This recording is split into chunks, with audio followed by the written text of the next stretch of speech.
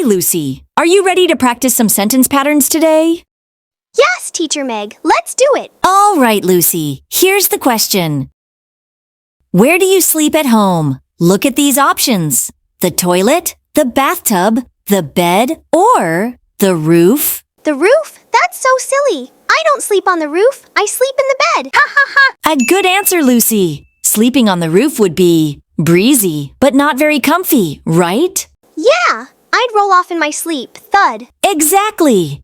Beds are for sleeping, bathtubs are for baths, and roofs, they're for keeping us dry. Not for sleeping. Let's practice the sentence together. I sleep in the bed. Your turn. I sleep in the bed. Great job, Lucy. You nailed it. And remember, no sleeping on the roof. It's way too high up.